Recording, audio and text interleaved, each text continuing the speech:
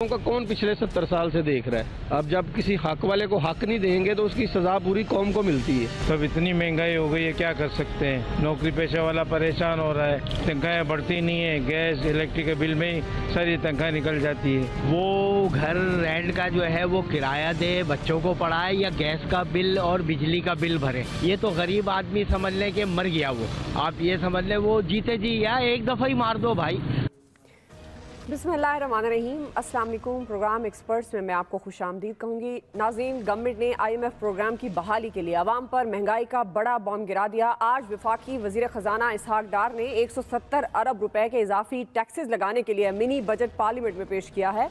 Finance ज़मीनी bill में मुख्तलिफ चीज़ों पर जनरल सेल्स टैक्स 17% से बढ़ाकर 18% कर दिया गया, जिसमें घी, खुर्दनी तेल और बिस्किट से लेकर साबुन तक हर चीज़ महंगी कर दी गई है। लग्जरी आइटम्स पर भी GST बढ़ाकर 25%, शादी halls, hotels, commercial lawns, marquee और क्लब पर एडवांस टैक्स, जबकि मोबाइल फोन्स पर टैक्स में मजीद इजाफे की तजवीज़ दी है। सिगरेट और मशरूबात पर फेडरल एक्साइज ड्यूटी में इजाफा, जबकि सीमेंट भी मजीद महंगी हो गई है।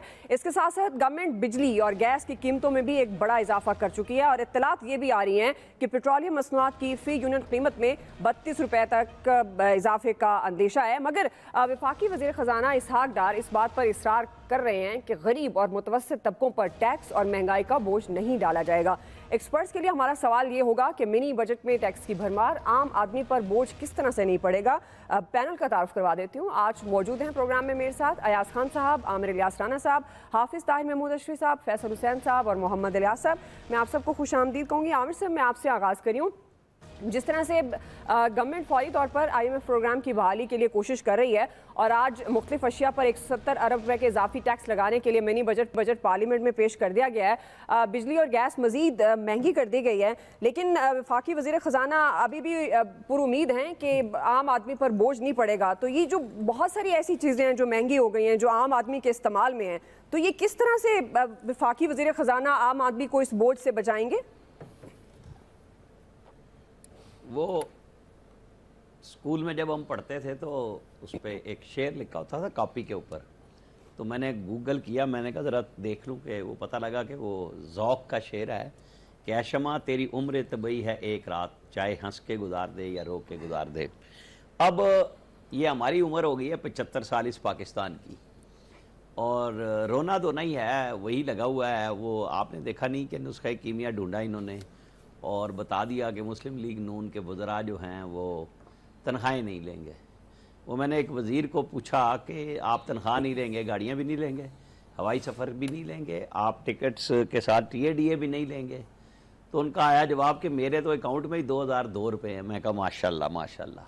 तो सारे ही तरक्की कर गए हैं और सफ़र भी सारों के इंटरनेशनल होते हैं।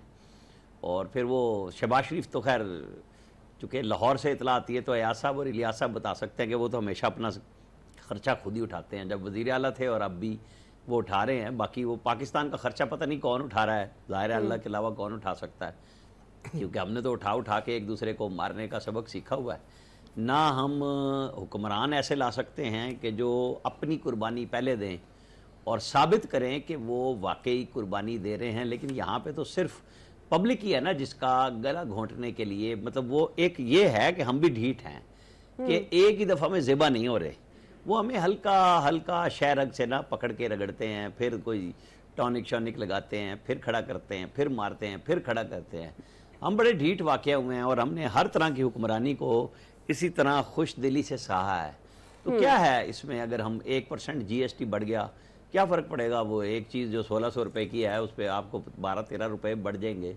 मतलब क्या है इतनी, मतलब एक कुर्बानी देना, इतनी तो हक बनता है हमारा। आखिर हमें ख़र्चा चलाना है इस पाकिस्तान का, और वो ज़ाहिर है कि मेरे और आप जैसे लोगों से ही लिया जाएगा। वो लालू खेत के दानिशरों ने तो देना नहीं है, उन्होंने तो कहीं ना कहीं से भत्ते से पैसे कबूल कर लेने और अपना खर्चा चला लेना है। यहाँ जो तनख्वाह में गुजारा करते हैं मसला उन सबका हो गया है। जो कारोबार करते हैं उनका भी अब बहुत बड़ा मसला बन गया। बहरहाल कारोबारी आदमी तो टैक्स आगे पास कर देता है, वो कहते हैं बसों पे लिखा होता है, सही है जी, वो बसों पे लिखा होता है ना, पास कर या बर्दाश्त कर। हाँ तो मेरे लालू खेत के दानिश्वर को भी यही मैं कह रहा हूँ कि पास कर या बर्दाश्त कर, चीखे निकाल, मार, रोड, टाइम गुजार, कुछ नहीं होता भाई, ऐसे ही चलना है, यूं ही चलेंगे।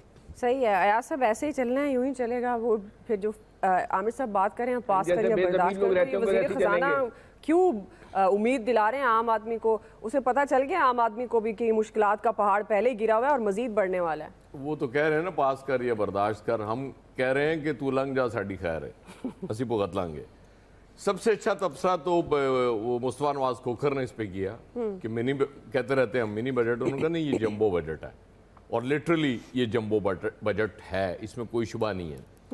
और वो जो इलीट हमारी वहाँ बैठी हुई है कौमी असम्बली में, आप अगर आपने तकरीर सुनी हो इसहाक डार साहब की जी, और वो मुबारक लम्हा देखा हो कि जब वो तकरीर ख़त्म हुई तो कैसी ज़बरदस्त तालियों से इस्तकबाल किया गया कि वाह वाह वाह वाह, ये आवाम को जो मतलब आपने ईंधन में झोंकने का फैसला किया है, इससे बेहतर हो नहीं सकता था। अच्छा, इसमें भी कोई शक नहीं है कि हमें IMF के पास जाना था, जाना पड़ना था, जो हालात हो गए हैं उसके बगैर चारा नहीं था। ये अलग बात है कि वो पहले पिछली गवर्नमेंट डिले करती रही, अब इस दफ़ा चूँकि इसहाक डार साहब कहते थे कि मुझसे बेहतर IMF को कौन जानता है, वो चूँकि बहुत तजुर्बाकार थे, लेकिन आज वो कह रहे थे कि जी हमें मजबूरन वो जो पिछली गवर्नमेंट कर गई थी मुआहदा, उसी पे जाना पड़ा। तो आपकी सारी महारतें तो ख़त्म हो गई। आपकी सारी महारतें ये हैं कि दुआ पे और आमिर असराना पे नहीं असर पड़ेगा, बोझ नहीं पड़ेगा, क्योंकि आप मतवस्त तबके के लोग हैं। बहुत शुक्रिया सर। या आप गरीब लोग हैं, आप पे फर्क नहीं पड़ेगा। ये इलियास साहब पे और मुझ पे बहुत ज्यादा फर्क पड़ेगा। बस ताहिर महमूद अशरफी साहब पे बहुत ज्यादा फर्क पड़ेगा, क्योंकि हम बहुत अमीर लोग हैं, उन्हें पता चल गया हुआ है। मुझ पे तो और ज्यादा फर्क पड़ने वाला है, बहुत ज्यादा। ऑलरेडी मैंने आज शिकवा भी किया है वजीर इत्तलात साहब को मैसेज करके कि जालिमों स्मोकर्स का की कसूर है, जितना टैक्स उस पे लग रहा है। बहरहाल ये इस पे नहीं बैठ के करनी चाहिए बात, बच्चे देख रहे होते हैं तो वो गलत इसका मैसेज ले लेते हैं, लेकिन जाहिर है हम जो करते हैं वो बताना भी चाहिए। तो हर चीज पहुंच से दूर हो चुकी है ऑलरेडी। मुझे आज ये खौफ आ रहा था कि जिस बंदे की 25, 30, 40 हजार, 50 हजार भी सैलरी है जी, वो जब एक दफा राशन लेके आएगा तो क्या उसके बाद उसके पास इतने पैसे बचेंगे कि कोई बिल अदा कर सके? क्योंकि जो बिल आएगा और बच्चों की फीस दे सके, कोई अपना किराया खर्च कर सके, अगर वो बेचारा वैगन पे या मोटरसाइकिल पे जाता है उसमें पेट्रोल डलवा सके, क्या ये मुमकिन होगा? और तब कमाल एहसान कर दिया हम पे PMLN के वजीरों ने कि जी हम तनख्वाह नहीं लेंगे। क्या जबरदस्त फैसला है यार आप लोगों का। हातम ताई की लात कब्र पे इससे बड़ी लात तो नहीं मारी जा सकती थी कि जी हम तनख्वाह नहीं लेंगे। ये देखे ना क्या कुर्बानी दी जा रही है। और खुदा के लिए यार, बहुत सी जगह ऐसी हैं जहाँ पे वो जो फ्री जा रहे हैं, वो इसके बिजली के यूनिट्स फ्री जाते हैं, और आपको इतने लोगों को पेट्रोल मुफ्त मिलता है। उस सब को खत्म करो भाई। आप अपने से शुरू तो करके देखो और कहो कि जी हाँ ये कौमी खजाने में ये कम हुआ हुआ ना, ये इतने चलो इतने करोड़ डॉलर ही हम डाल रहे हैं इसमें। सही। उसके बाद आप देखिएगा कि मतलब ये ज़िबा भी कर देंगे हम, अगर बोल गए तो हमें पकड़ लीजिएगा। लेकिन नहीं, 1 रुपया नहीं देना इन्होंने। डॉलर्स तो बहुत दूर की बात है, वो हमसे ही लेना इन्होंने, और बोझ भी हम पे नहीं डालना इन्होंने।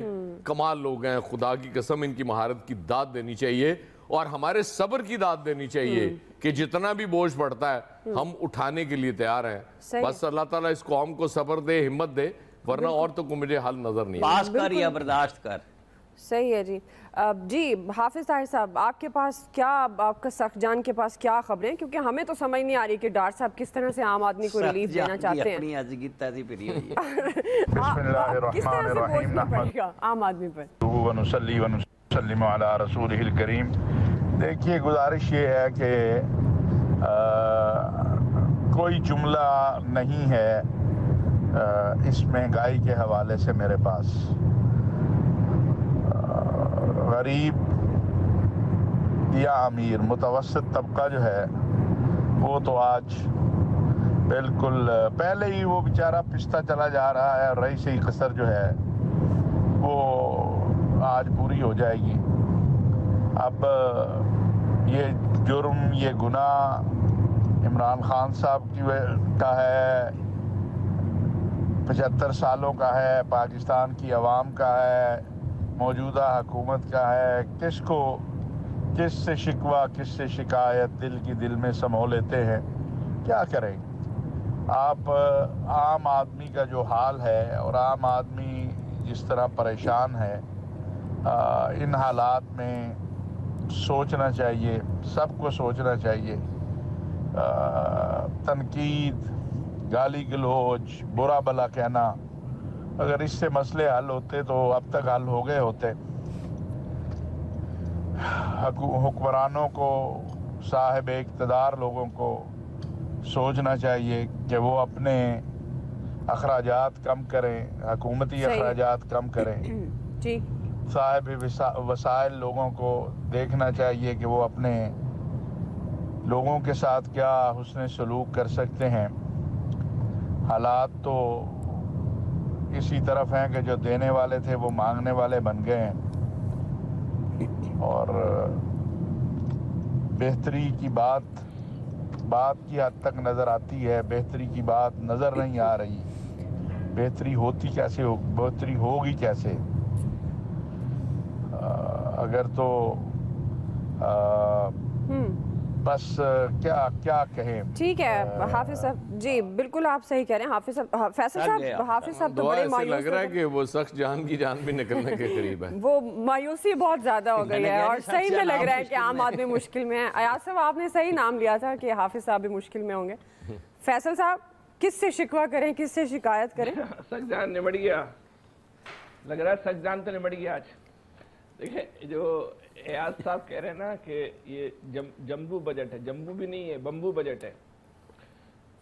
अगर इस बजट में भी अगर लोगों को मस्खरापन सूझ रहा है ना, तो आप यकीन कर लें कि इस मुल्क में अभी भी ऐसे लोग हैं जिनको कोई फर्क नहीं पड़ा। आप इस बात का जो है ना वो यकीन कर लें। आप मुझे एक बात बताएं, ये मुस्लिम लीग को यही काम करना था, इसलिए हुकूमत में आई थी? जो कहते हैं कि हम जमहूरियत बचाने आए थे, कौम बचाने आए थे, मुल्क बचाने आए थे, ये कौम बचा रहे हैं, मुल्क बचा रहे हैं क्या? अगर इमरान खान ने, जो कहते हैं ना, इमरान खान की एक गलती की कीमत जो है वो अदा करनी पड़ रही है कि उसने जो पेट्रोलियम की कीमतों में कमी कर दी थी। इमरान खान ने जो पेट्रोलियम की कीमतों में कमी की थी, वो क्या नून लीग की हुकूमत में आने के बाद कमी की थी? इनसे पहले ही कमी की थी ना, तो क्यों इनको नहीं पता था कि क्या होगा? नहीं आते। और अब चले जाओ भाई, अब जान छोड़ दो। इन्होंने तो जो पहले वाले अपने ही वजीर खजाना को बड़े तमतराक से निकाला था ना, ये बड़े तमतराक से ये वजीर खजाना मौजूदा आए थे ना, जहाज में बैठ के मेरे खौफ से जो है वो डॉलर गिर गया और मेरे खौफ से यूं हो गया।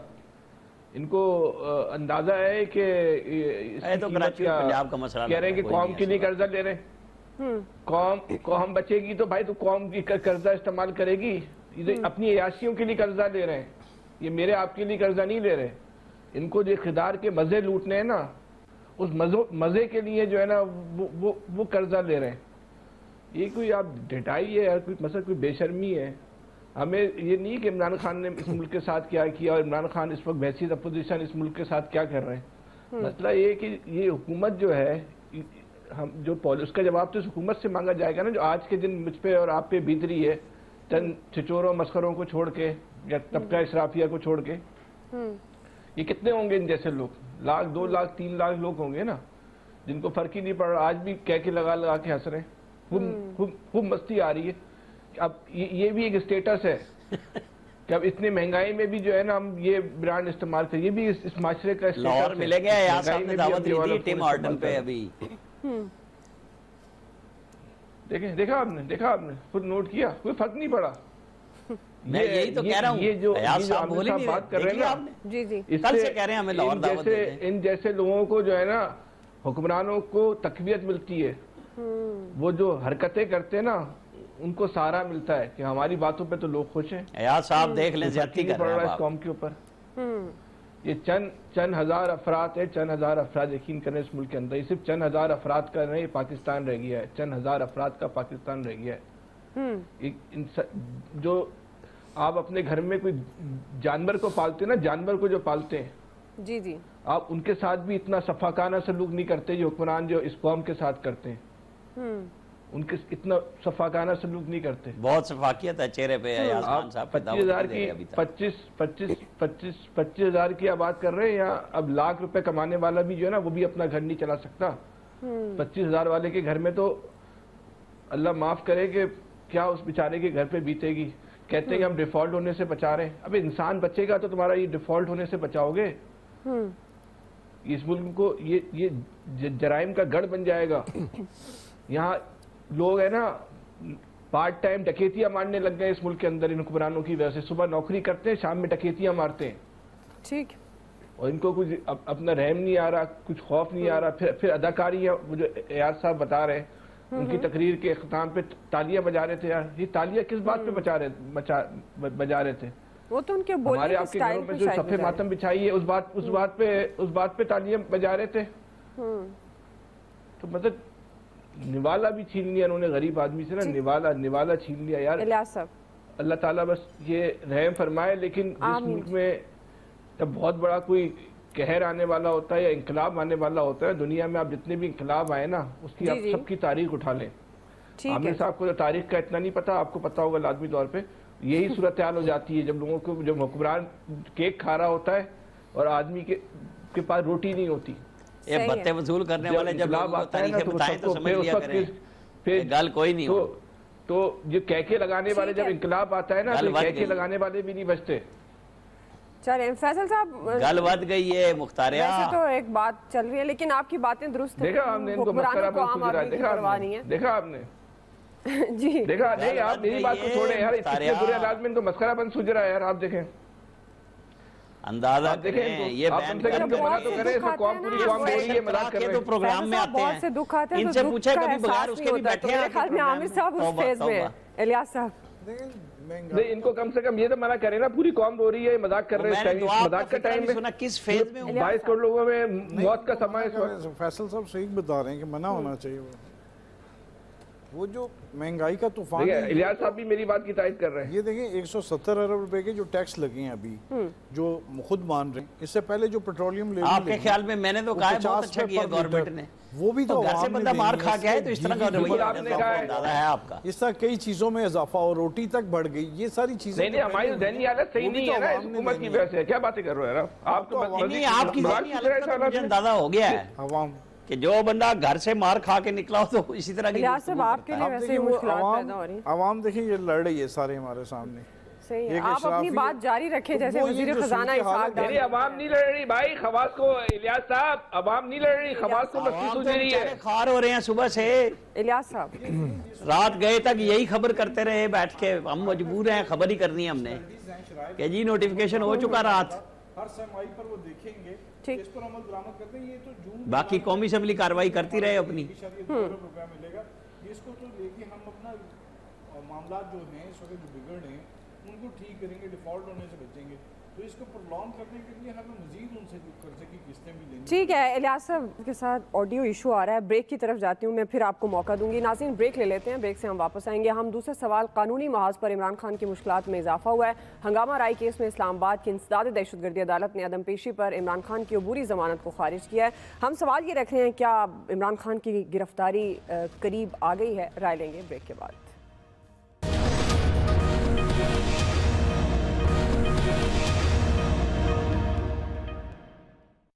पाकिस्तान की आइन की वायलेशन जिस तरह की जा रही है और जिस तरह आगे प्लान बन रहा है, ये जो भी लोग समझ रहे हैं कि इससे वो अपनी जाती फायदा उठा देंगे, वो मुल्क को डुबो देंगे। और मैं आज इसलिए ये कह रहा हूं कि हम बड़े आराम से मुल्क के अंदर हैं इस वक्त। अगर हम चाहें, इतनी बड़ी पार्टी है, हम अगर वो मुजाहरे करें और मुल्क बंद करने की कोशिश करें, स्ट्राइक्स करें, मुल्क तो आगे हालात बुरे हैं। इसलिए हमने पुरअमन एहतजाज का फैसला किया कि हम जेल भरो तहरीक शुरू करने वाले हैं, बताने के लिए कि आप इस तरह एक मुल्क को इस्तेमाल थोड़े से लोगों के जाती मफादात के लिए नहीं कर सकते। ये मुल्क 22 करोड़ लोगों का मुल्क है। ये थोड़े से लोग इस मुल्क को अपने मफादात के लिए तबाह नहीं कर सकते। इसलिए हम जेल भरो तहरीक की पूरी तैयारी करें। मैं अनाउंस करने वाला हूं कि ये समझते हैं कि खौफ फैला के, जेलों में डाल के, FIRs करके ये इसी तरह बैठे रहेंगे और फिर किसी ना किसी तरह धांधली करके ये चीफ इलेक्शन कमिश्नर है उसको इस्तेमाल करके किसी तरह फिर इन चोरों को मुसल्लत कर देंगे। ये होने नहीं लगा। मुल्क को नुकसान पहुंच रहा है। नाज़रीन, कानूनी महाज पर इमरान खान की मुश्किलात में मजीद इजाफा हो रहा है। आज इस्लामाबाद की इंसदाद दहशतगर्दी अदालत ने इलेक्शन कमीशन के बाहर एहतजाज और हंगामा राई केस में अदम पेशी पर इमरान खान की 4 माह से जारी अबूरी जमानत खारिज कर दी है, जिसके बाद तहरीक इंसाफ ने हिफाजती जमानत के लिए लाहौर हाई कोर्ट से रुजू किया।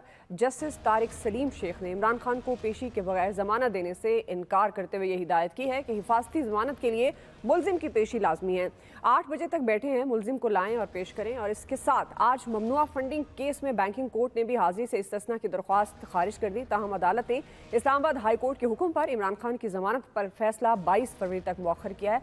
दूसरी तरफ नून लीग की जानिब से इमरान खान की गिरफ्तारी के लिए मुसलसल अदलिया पर दबाव बढ़ाया जा रहा है। मरियम नवाज इमरान खान की गिरफ्तारी न होने पर अपनी ही गवर्नमेंट से वो शिकवा कर रही हैं और वो अदालतों पर भी PTI की सहूलतकारी का इल्ज़ाम लगा रही हैं। इसी से मुतालिक सवाल अयाज साहब, मैं आपसे आगाज़ कर रही हूँ। चूँकि इमरान खान की मुश्किलात बढ़ रही हैं और आज वो जिस तरह से उन्होंने कहा कि आप हमें मजबूर कर रहे हैं, जेल भरो तहरीक का आगाज़ वो जल्दी कर देंगे, आपके ख्याल में ये जो खबरें आ रही थी कि नाअहल होना है, गिरफ्तार माइनस इमरान खान, ये वो सारा जो एक तरह का हमारे सामने सिनेरियो था, वो गिरफ्तारी करीब है, इमरान खान की मुश्किलात मजीद बढ़ती हुई आपको नज़र आ रही हैं? अच्छा, एक तो अच्छा हुआ वो जो खातून वो जो थी बैंकिंग कोर्ट की जज थी, जी जी, वो चलें फैसला नहीं आया, इस्लामाबाद हाई कोर्ट ने रोक दिया। और उसके बाद मैंने मतलब ये भी मुझे अच्छा लगा कि ये लाहौर के जज साहब शेख हैं, वरना मुझे लग रहा था कि सारे राजी खान साहब के खिलाफ हैं, क्योंकि वो जो जमानत मनसूख की है वो भी राजा हैं, इस वक्त चीफ इलेक्शन कमिश्नर भी राजा है, स्पीकर भाई भी राजा आमिर अब्बास हैं, रोज खान साहब को डिफेंड कर रहे होते हैं। और आगे नहीं, ये जो खिलाफ उनके आ रहे, मैं तो उनकी बात कर रहा हूँ, वो आप बाद में बता दीजिएगा अपनी बात। मैं भी उन्हीं की बात कर रहा हूँ, उनके हामी कौन कौन है। उसके बाद फिर अपने राजा रियाज जो मुबैना तौर पे अपोजिशन लीडर करार पाए थे, हैरत है कि आज नूर आलम साहब उनकी जगह तकरीर करते पकड़े गए हैं वहाँ, वो मुझे नज़र नहीं आए कहाँ गए राजा साहब। हालांकि वो मुझे यकीन था कि वो जितना गुस्सा उन्हें चढ़ा हुआ था इस पे इसहाक डार साहब की तकरीर पे कि कोई लाड़ी ना पड़े उनसे, लेकिन मगर फिर उन्होंने खामोशी बेहतर समझी कि ऐसे कोई बात गलत ना निकले। बात यह है कि हमारी अदालतें भी अब पॉपुलिस्ट फैसले करना शुरू हो गई हैं। एक तरफ से प्रेशर पड़ता है, अब इससे पहले जो सहूलत मिल रही थी इमरान खान साहब को, जिसपे सब तनकीद कर रहे थे कि बाकी तो सब पेश होते हैं, इमरान खान साहब को पेशी के बगैर जमानत भी मिल जाती है, ये सहूलत वो चुके वो फिर PTI के जज करार पा जाते हैं वो सारे, और उन पे दूसरी पार्टियां चढ़ाई कर देती हैं। अब फिर एक जज को ख्याल आता है कि नहीं नहीं नहीं नहीं ऐसी की तैसी, यार कानून में तो इसकी इजाज़त ही नहीं है, हमें तो कानून के मुताबिक फैसला करना है, कोई आम आदमी हो, इमरान खान हो, लाओ पकड़ के लाओ उसको। अब बात यह है कि ये चीज़ें वहाँ अच्छी लगती हैं जहाँ 100% कानून की हुक्मरानी कायम हो और सारे जज सिर्फ इसलिए फैसले कर रहे हों कि जी हमने जो कानून है उसके मुताबिक फैसला करना है, इससे बाहर नहीं जाना। बदकिस्मती से हमारी अदलिया की ये रिप्यूट नहीं है, हमारी अदलिया का ये तर्ज अमल नहीं है, जिसको सहूलत देनी होती है वो दे देते हैं, वो घर से बुला के भी दे देते हैं, घर जाके भी दे देते हैं, लेकिन अदरवाइज फिर आप मौका देते हैं। ये सिस्टम तो ज़ाहिर है ठीक नहीं हो सकता, ये तो ऐसे ही चलना है। हम कुछ और इदारों को यकीन करें, आज तक जिम्मेदार समझते रहें, इस मुल्क के जो हालात हुए हैं जी जी, उसमें अब पता चला है कि नहीं अदलिया का बहुत बड़ा रोल है इसमें। हमारे ज़ाहिर है सारे जज साहबान की बात नहीं मैं कर रहा, जो बेशतर जजों ने किया है इस मुल्क के साथ, आप इफ्तिखार चौधरी साहब ने जो कर दिया, और वकील जिस तरह से उन्होंने एक फोर्स बना दी हुई है कि आप किसी वकील से ऊंची आवाज़ में बात नहीं कर सकते, और जिस तरह के फैसले उन्होंने किया है। स्टील मिल्स उस वक्त अगर प्राइवेटाइज हो जाती तो आज उसके बाद जो इतने पैसे डालने पड़े हैं उसमें वो डालने पड़ते, लेकिन जाहिर है वो हम भी उस वक्त तालियां बजा रहे थे बदकिस्मती से, हम उनके हिमायत में इदारिये भी लिख रहे थे कि वो हमें लगता था कि पता नहीं कितना बड़ा जज इस कौम को अल्लाह ने दे दिया है, लेकिन आज समझ आई कि ये सब आई वॉश था, ये चीज़ें बेहतर करने की बजाय बर्बाद करके चले गई। उसके बाद भी जो जज हैं वो साकिब निसार साहब इसकी रिसेंट मिसाल हैं, तो इन्होंने इस मुल्क का भला नहीं किया, इन्होंने चीज़ें मज़ीद बर्बाद की हैं। इसलिए अब कोई जज बड़क लगाए कि जी कानून के मुताबिक फैसला करूंगा, तो वो अब माना नहीं जाता, उस पर लोग डाउट करते हैं, और लोगों का कसूर नहीं है इसमें, लोग सच्चे हैं। सही जी। आमिर साहब, आपके ख्याल में इमरान खान की मुश्किलात में मज़ीद इजाफा होता हुआ आप देख रहे हैं? अब ये जो 8 बजे तक बैठे हैं, जज साहब ने कहा है और उन्होंने कहा है कि मुलजिम को लाएं और पेश करें। खबरें तो ये भी आ रही हैं कि इमरान खान साहब पेश नहीं होंगे। हमारा साहब कह रहे हैं कि वीडियो लिंक के ज़रिए आप उनकी पेशी को एक्सेप्ट करें। फवाद चौधरी साहब चले जाएंगे। तो ये ज़ाहिर है सिचुएशन थोड़ी गंभीर तो नज़र आ रही है, लेकिन आपके ख्याल में मुश्किलात बढ़ती हुई नज़र आ रही हैं इमरान खान साहब की? नहीं, कुछ भी नहीं, ये तो गपशप है। मतलब वो जज साहब ने कहा नहीं है, वैसे तो जमानत, मतलब ये फिक्रा था कि दरखास्त रद्द कर देनी चाहिए, लेकिन ज़ाहिर है एक स्पेशल आदमी के लिए स्पेशल रियायत दी है कि रात 8 बजे तक हम आपका वेट करेंगे, अगर आप तशरीफ़ ले आएँ, आपको IG सिक्योरिटी फराम करेंगे, आप तशरीफ़ ले आएँ। आज इस्लामाबाद हाई कोर्ट में वो जिस जज ने 3:30 बजे तक वेट करने का कहा था, जो कि एक्चुअल केस है फॉरेन फंडिंग का, कि मैं इंतज़ार करूंगी, अगर ये आ गए तो ठीक है, वरना फैसला करेंगे। तो वहाँ इस्लामाबाद हाई कोर्ट ने बड़ी अच्छी, वो जज साहब की मर्जी, उन्होंने रियायत दे दी, ना बायोमेट्रिक देखी ना कुछ देखी। 3 एतराज़ात रजिस्ट्रार ने लगाए थे, वो उन्होंने ख़त्म करके कहा 22 फरवरी को आ जाए। तो वो फिर जाहिर है जज भी 3:30 बजे उठ गई कि जी अब 22 फरवरी तक मैं वेट करती हूँ। और वो जो एक आम सा केस है जो कि मुजाहरा हुआ इलेक्शन कमीशन के बाहर, तो उसमें ज़मानत इस बुनियाद पर उन्होंने ख़त्म कर दी कि आप आए नहीं। बाबर अवान तो 10,000 रुपए की छोटी देने के लिए तैयार थे इमरान खान साहब के लिए, तो कोई बात नहीं है। ये तो सियासतदान, तो जो वो कह रहा है कि मैं पूरी कौम को जेल भरो तहरीक के लिए तैयार करा रहा हूँ इमरान खान, तो उनके लिए कोई इशू तो नहीं है जमानत शमानत। ये तो एम ही मीडिया हाइप क्रिएट कर देते हैं। होता क्या है इससे? कुछ भी नहीं, एक छोड़ता है, दूसरा पकड़ता है, तीसरा छोड़ देता है। तो अदालतों में तो यही होता है कि लाहौर हाई कोर्ट में आप कहते हैं हमारे इस्तीफे मंजूर ना करें, इस्लामाबाद हाई कोर्ट में करते हैं कि जी हमारे सारे इस्तीफे मंजूर कर लें।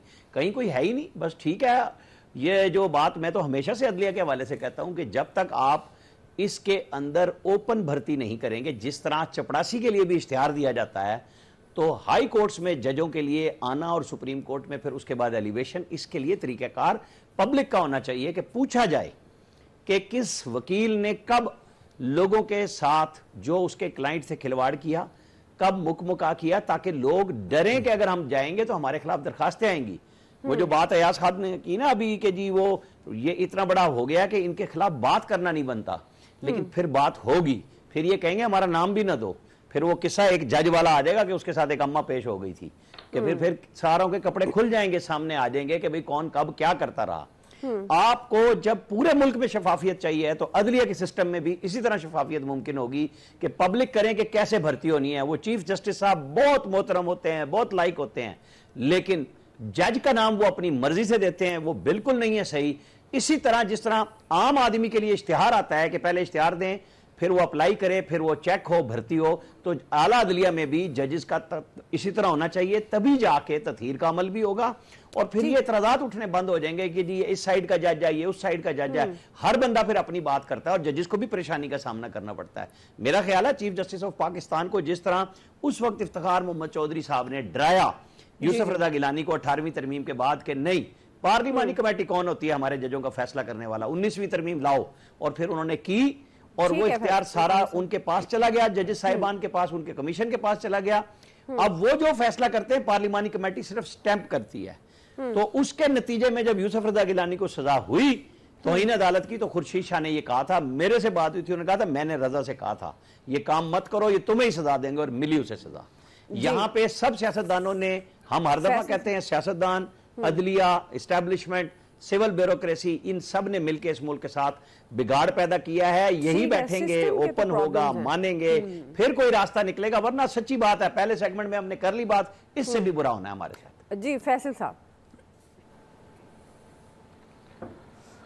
देखिए इस वक्त जो जजों का हवाले से जो बिगाड़ पैदा हुआ, वो तो तारीख का फैसला है ना, सबसे अच्छी फैसला तो तारीख करती है, और तारीख का फैसला यही है कि चौधरी इफ्तिखार के ज़माने से सारा बिगाड़ जो है वो पैदा हुआ।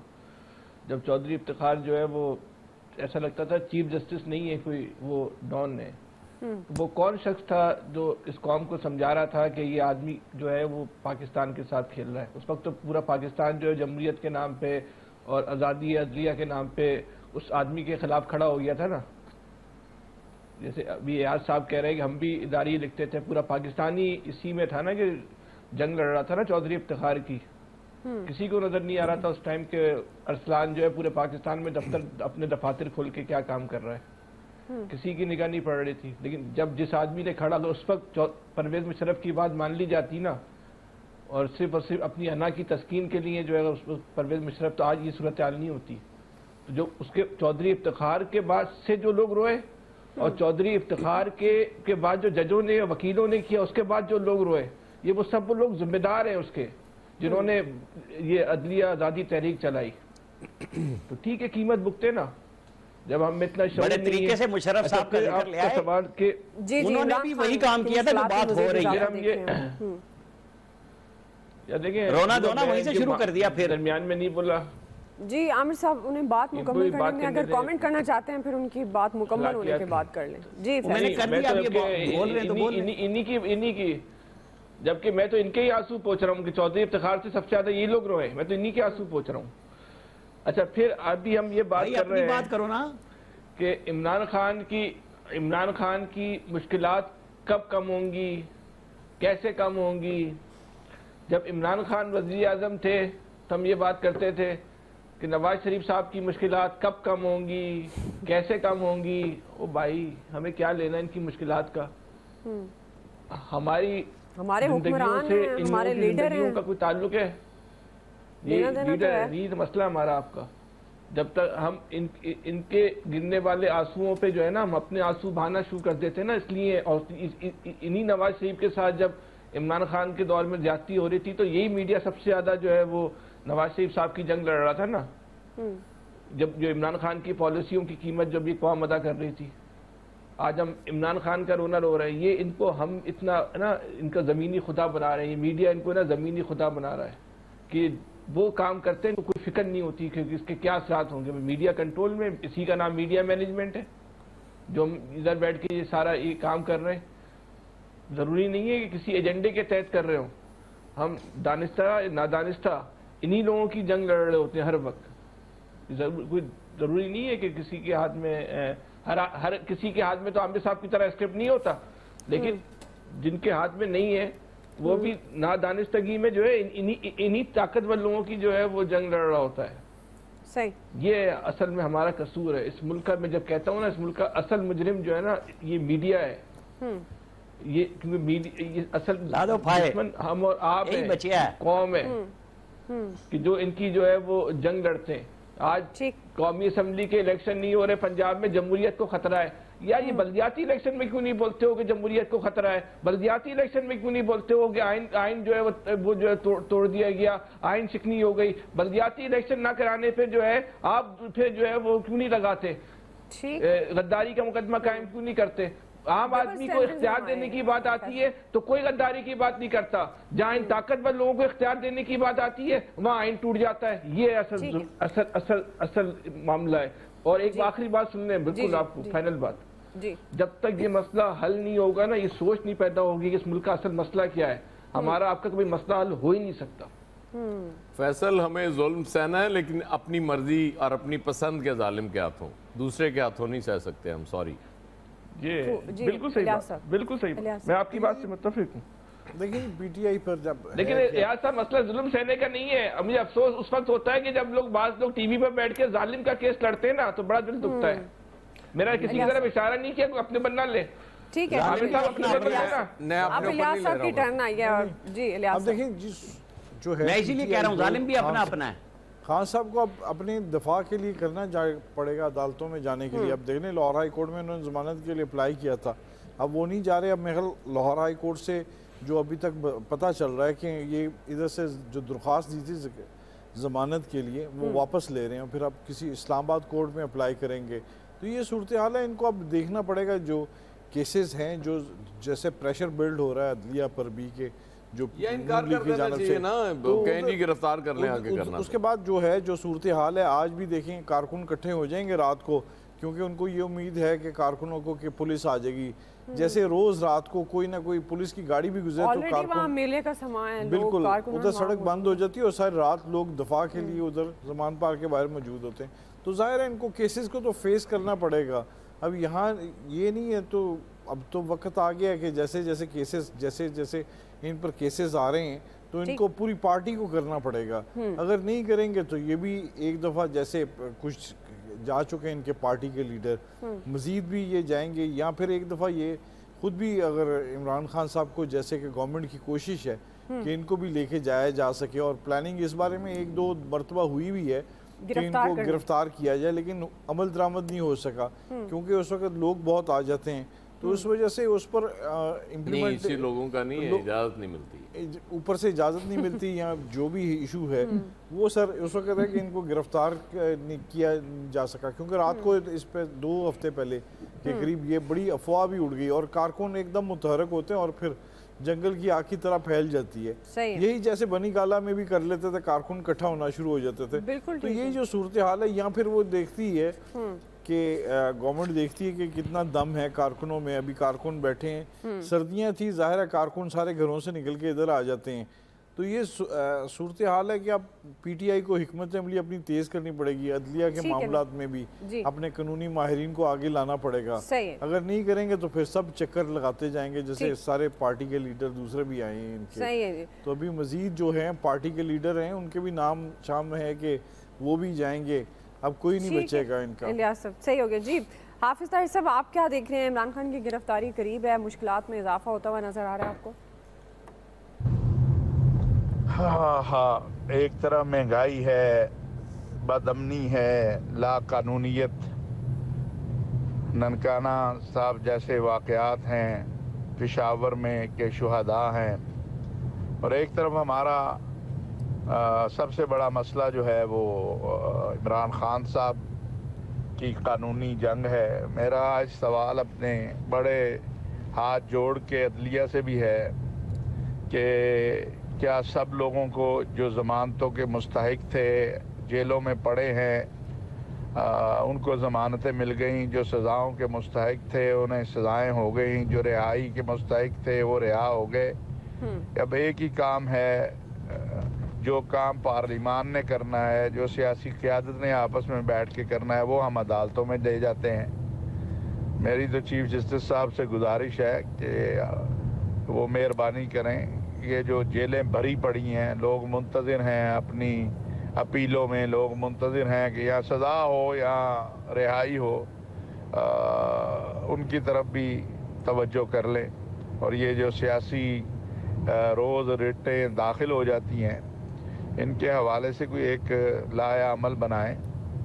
बाकी इमरान खान साहब को भी आम वो इंसाफ की बात करते हैं तो उनको भी आम लोगों की तरह पेश होना चाहिए अदालतों में, जिस तरह आम पाकिस्तानी पेश होता है, लेकिन ये एक ख्वाब है जो कभी पूरा नहीं होगा। ठीक है, आप सब आपका पॉइंट आज ब्रेक की तरफ जाना है। नाज़रीन ब्रेक लेते हैं, ब्रेक से हम वापस आएंगे। तीसरा सवाल पंजाब में इलेक्शन की तारीख के मामले पर करेंगे। हम सवाल ये रखेंगे कि पीटीआई का चीफ इलेक्शन कमिश्नर को गिरफ्तार और गवर्नर्स के खिलाफ कार्रवाई का मुतालबा कितना दुरुस्त है, राय लेते हैं ब्रेक के बाद। नाज़रीन, पंजाब और केपी इलेक्शन की तारीख का मामला कानूनी मामलात में उलझने लगा। गवर्नर और इलेक्शन कमीशन का अदालती फैसले के खिलाफ दरख्वास्त दायर करने का फैसला सामने आया, तो दूसरी तरफ पीटीआई ने चीफ इलेक्शन कमिश्नर को गिरफ्तार और गवर्नर्स के खिलाफ एक्शन का मुतालबा कर दिया है। आमिर साहब, मैं आपसे आगाज़ करी हूँ, ये जो पाकिस्तान तहरीक इंसाफ ने चीफ इलेक्शन कमिश्नर को गिरफ्तार करना और गवर्नर के खिलाफ कार्रवाई का मुतालबा किया है, आपके ख्याल में ये दुरुस्त है? बिल्कुल दुरुस्त है। इमरान खान साहब ने तो इनको तड़ी लगाई थी जब वो वज़ीर आज़म थे, और सेनेट के इलेक्शन में उन्होंने कहा कि आइन में लिखा है कि सीक्रेट बैलेट होगा। उन्होंने इनकार किया कि नहीं, सीक्रेट के अलावा मैं नहीं कर सकता। उन्होंने कहा कि तुम रिज़ाइन कर दो। तो वो काम शुरू है अब तक, चूँकि वो इमरान खान साहब कह रहे हैं, लिहाजा कानून आइन क्या बात है, वो कह रहे हैं आर्टिकल 6 लगेगा, अरेस्ट किया जा सकता है। तो चीफ इलेक्शन कमिश्नर और इलेक्शन कमीशन ने आज बैठ के मीटिंग की है। वो हाई कोर्ट में जवाब भी देंगे जो हाई कोर्ट ने मांगी है, जवाद साहब ने, जो लाहौर हाई कोर्ट के जज हैं, सिंगल बेंच, और उसमें अपील भी कर रहे हैं कि आप हमें वो आइन और कानून का नुक्ता बता दें जहाँ पे तारीख हमने देनी है। ठीक, हमें तारीख बताने के लिए कोई जगह बता दें, या कोई ऑर्डर दे दें कि आप तारीख दे दें। हमने 1 हफ्ते में स्केड्यूल देना है, जब तारीख का ऐलान हो जाएगा तो वो सुप्रीम कोर्ट दे दे, वो हाई कोर्ट दे दे। उन्होंने कहा गवर्नर के पास चले जाएं, हम गवर्नर के पास गए, उसने कह दिया कि मेरा कोई लेना देना नहीं है इस ऑर्डर से। मैं भी हाई कोर्ट से पूछूंगा कि मुझे किस कानून और आइन के तहत उन्होंने ऑर्डर किया। ठीक है आमिर साहब, तो बस जी। अयाज साहब, देखिए, मैं तो पहले दिन से इस चीज़ का कायल हूँ कि हमारे अब जो आइन है वो मोम की वो नाक है जिसे जिस तरफ चाहें आप मोड़ लें। ये सारे एट ए टाइम गलत कह रहे होते हैं और सारे एट ए टाइम ठीक कह रहे होते हैं। गवर्नर कहते हैं जी मैंने असेंबली तोड़ने पे दस्तखत नहीं किए इसलिए डेट नहीं दे सकता। उसके बाद केयर टेकर गवर्नमेंट भी बना दी आपने, वो सिस्टम चल रहा है, वो आपका जायज़ है, लेकिन ये आपने चूंकि असेंबली नहीं तोड़ी थी इसलिए वो डेट देंगे तो नाजायज़ हो जाएगा। बात नीयतों की है, इलेक्शन जब नहीं कराने तय किया हुआ है तो फिर आप ढूंढते रहे मुशगाफियाँ आइन से, सिंपल बात है। ठीक, फैसल साहब बात तो यही है कि जब नहीं करवाने तो बस नहीं करवाने, अब उसमें आप कोई भी ताबीर पेश कर दें। लेकिन दो बातें हैं, एक तो पाकिस्तान के मौजूदा हालात इसका तकाजा है कि या तो इलेक्शन ना हो, अगर हो तो फिर मुकम्मल इलेक्शन हो, आम इलेक्शन के साथ हो। इस वक्त जो सूरत-ए-हाल चल रही है इस वक्त इलेक्शन से ज़्यादा इंपॉर्टेंट चीज़ है। अगर इलेक्शन पे जाना है तो फिर हुकूमत जो है फिर वो कौमी असम्बली भी जो है उसको भी तहलील करे, फिर एक आम इंतखाबात होने चाहिए। फिर ये नहीं कि आप अगर आप इस वक्त इलेक्शन में जाएंगे तो इसका मतलब है आपकी 8-9 महीने की तवज्जो तो इन्हीं चीज़ों पे रहेगी ना। इस वक्त बुनियादी फोकस किस चीज़ के ऊपर होना चाहिए? तो इनकी तवज्जो इस वक्त भी इमरान खान के ऊपर ही है। देखिए हमारे यहाँ आइन की तशरीह इस तरह कर ली जाती है जो जिसको सूट करता है उसके मुताबिक। गवर्नर साहब को है कि इलेक्शन नहीं कराने तो उन्होंने कहा कि जी मैंने दस्तखत नहीं किए। अब वो इलेक्शन कमीशन है वो अपने सिर्फ कार्रवाई पूरी कर रही है, सबके पास जा रहा है इलेक्शन कमीशन और देख रहे हैं इलेक्शन जब तक इनकी कोशिश होगी कि ना हो सके तो नहीं करवाने। देख लें अदलिया इनको कहाँ पकड़ती है और कहाँ इनसे डेट लेती है। ठीक है इलियास साहब, वक्त मेरे पास खत्म होगा, पॉइंट आ गया। आप सबका बहुत शुक्रिया। आज के एक्सपर्ट से इतना ही, ख्याल रखिए, अल्लाह हाफ़िज़।